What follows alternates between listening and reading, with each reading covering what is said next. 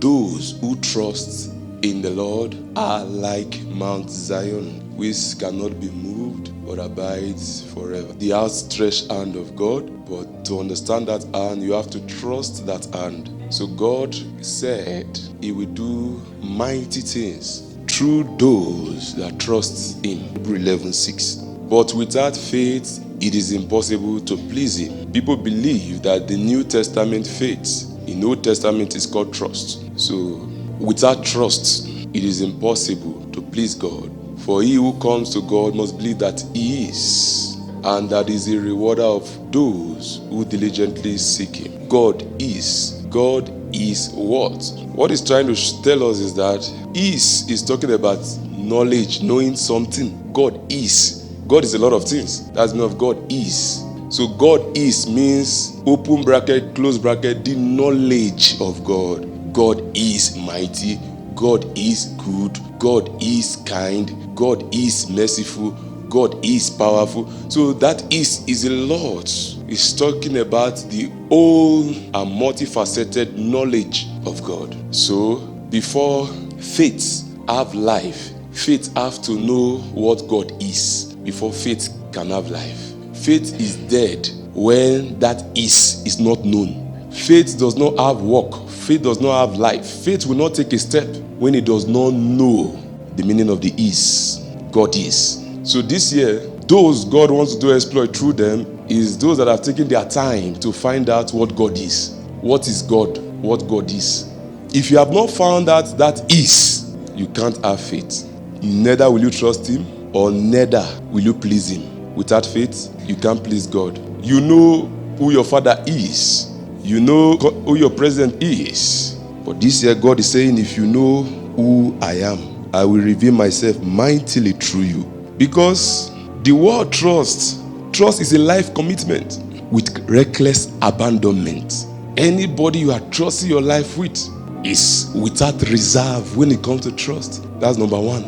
Trust is life commitment with reckless abandonment. No reserve. Like when you enter the plane, trust. You are sitting here quietly, trust. You don't know if there's bomb somewhere. You don't know what is going to happen. That's what trust is all about. So it's a very delicate matter.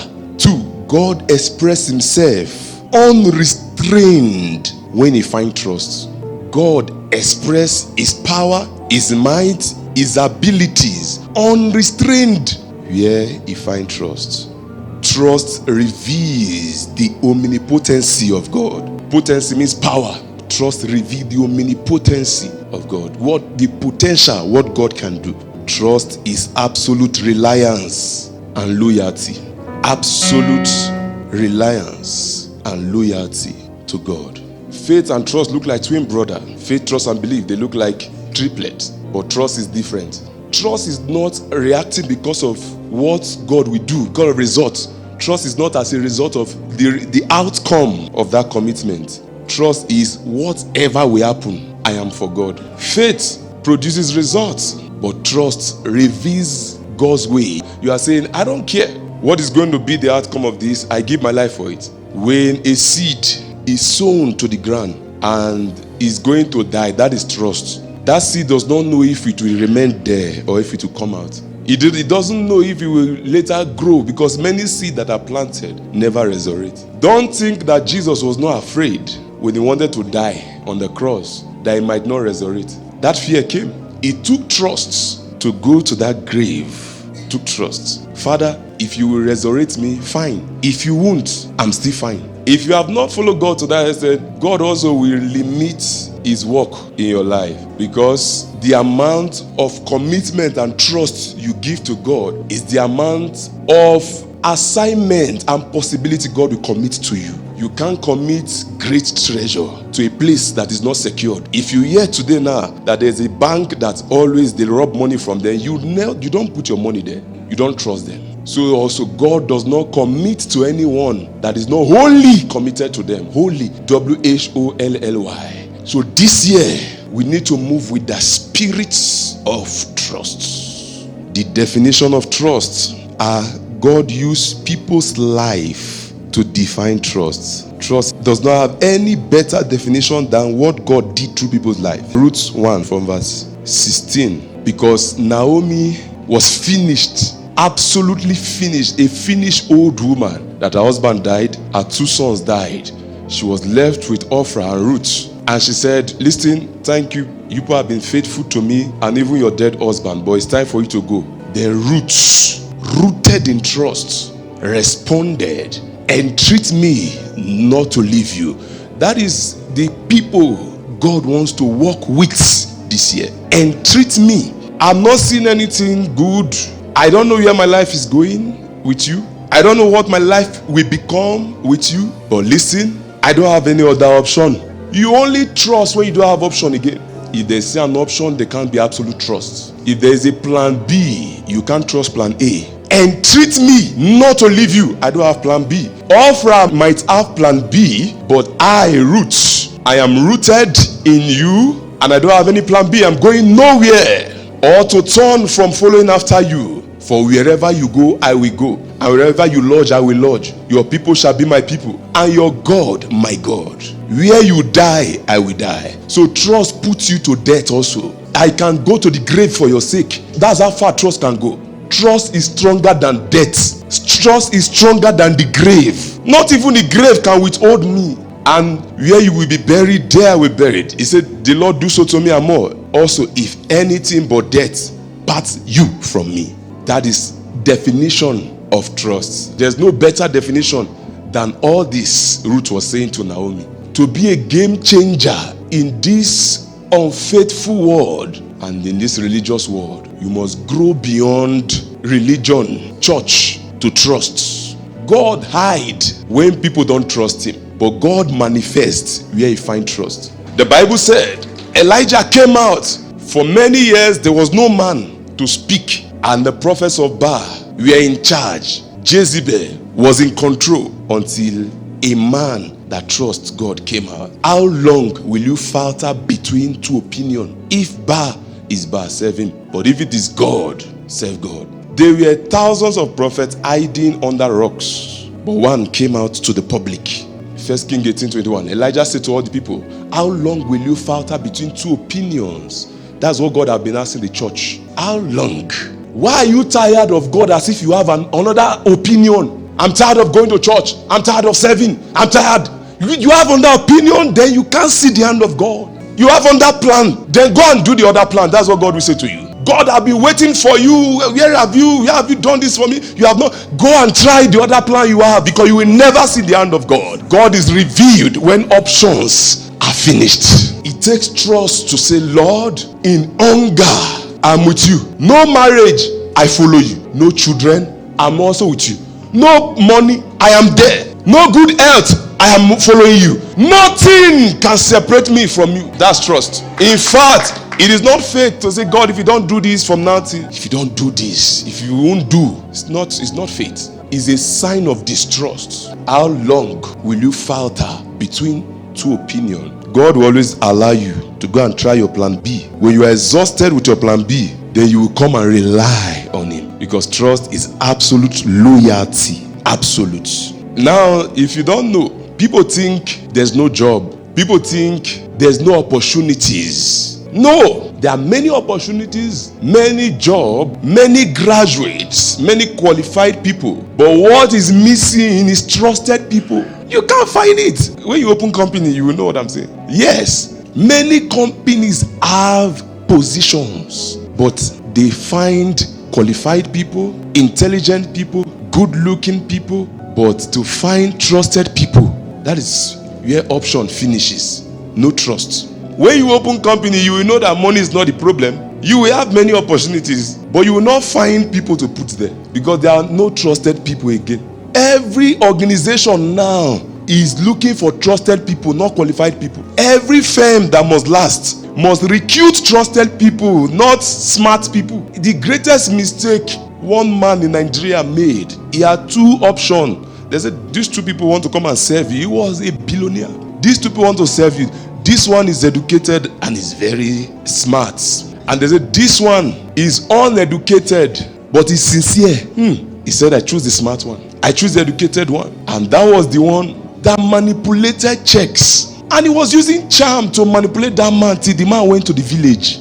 The prayer you should pray in your life is not to employ those who lack integrity. Trust. You will know why David cried in Psalm 12 from verse 1. The faithful men cease among men. Faithfulness. That's trust. He said, help Lord, for the godly man ceases, for the faithful disappear from the sons of men. There's opportunities. Kings are looking for PAs, but where are the trusted men? And before you can trust God, you must build your own personal trust, your own personal integrity. It starts with you. If you can't trust you, or if they can't trust you, you yourself can never trust God. Have you seen a thief trusting somebody before? Yes, a thief can't trust. If two thieves steal, they will still be asking each other, is this all? Is this all? Is this all? So anyone to start building trust, you start with you. You start creating integrity for yourself. Job 1 from verse 1. There was a man in the land of Uz, whose name was Job, and that man was blameless and upright, one who feared God. You see, he was blameless, upright, and one who feared God and shunned evil. That is his character. He feared God, he was upright, he was blameless, he shunned evil. He said, and 7 sons and 3 daughters were born to him. Before the Bible spoke about children or possession, they spoke about integrity.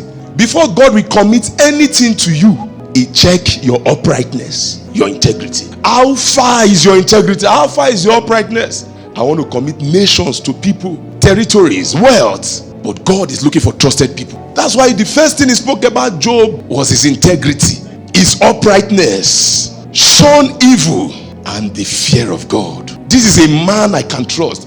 Before God could even ask Satan, because God trusted him. Satan was on his own. God said, have you considered my servant Job? Because God was not looking at his wealth. God does not see our inheritance. He does not see our children. He does not see our impact. It's look at our integrity. Look at the Bible listing 7,000 his possessions. Okay, he counted his children. Now he's counting possessions. 7,000 sheep, 3,000 camel, 500 yoke of oxen, 5 female donkey, a large household, so that this man was the greatest of all the people of the east. Now there was a day when the sons of God present themselves before the Lord, and Satan also came among them. And the Lord said to Satan, from where do you come? So Satan answered the Lord, from going to and fro to the earth, and from walking back and forth on it.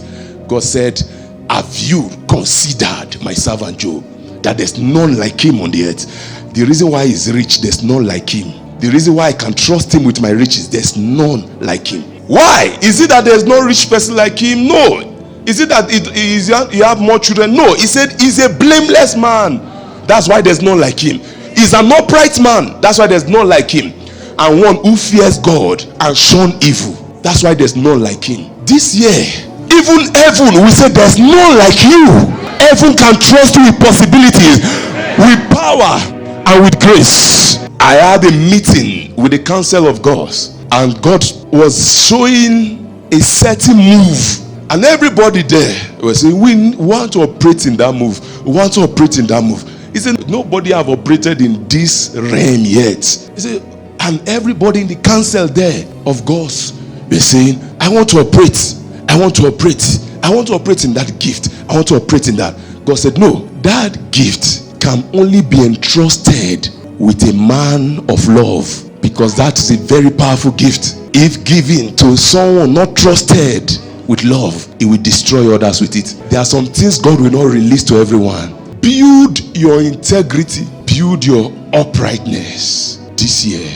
Then the Lord said to Satan, have you considered my servant Job? There's none like him on the earth, a blameless and upright man, one who fears God and shun evil. Job 2 from verse 9. This is where his integrity was totally tested. Then his wife said to him, do you still hold fast to your trust, to your integrity? There is no money to pay the house rent, and you are the one keeping the bank money. They are about to send your children out of school, and you are holding the Market People Association money. Your departmental money is in your pocket, and you don't have transport to go out. Are you still holding to your integrity? You have been serving God for many years. They are asking you, where is your husband? Where is your wife? Where is the finance that you have been saying your God will give you? They keep on telling you every year is your year. Are you still holding on to your integrity? Sometimes it's not a lie when God said this year is your year and it does not bless you. It's just testing your integrity. How far can your integrity go? How many years is your integrity? You say, I've been waiting for 18 years, no change. So your integrity can be bought with time. Then it's not a sincere integrity. Integrity is an internal gift. Are you still holding to your integrity? Your husband is cheating on you. Your wife is cheating on you. Why don't you send her away? You say that God said that there's no divorce. Are you still holding to your integrity? You also go and start cheating. Are you still holding on your integrity? You have been giving your tithe. You have been giving to the church for how long? You say you are helping the poor, yet we have not seen any change in your life. Are you still holding on to your integrity? How long? What is the lifespan of your integrity? A new year. Is it the lifespan of your integrity? I never signed up to say only when it is good I will follow. I didn't sign up to say only when you meet my need I will follow. That was not what I signed up for. I signed up for death. I signed up for good and bad. Shall we indeed accept good from God, and shall we not accept adversity? In all this, Job did not sin with his lips. Integrity. In Job 13 from verse 15, he said, though he slay me, yet I will trust him. That's trust. That's integrity. Though he slay me, yet I will trust him. Don't think you will see new things this new year because you have a new year resolution. You will see new things when your trusts have been established on him. I don't have option. Let me die here. I die with you. In poverty, I die with you. Where am I going again? In sickness, I die with you.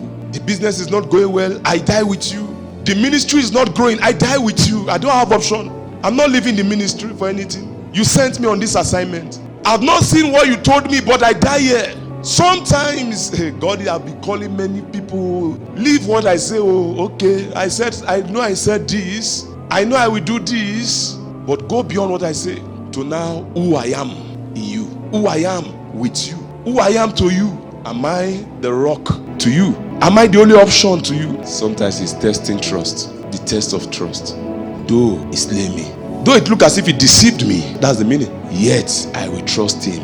Even so, I will defend my own ways before him. In Job 23 from verse 7, there the upright could reason with him, and I will be delivered from my judge. Look, I go forward, but he's not there.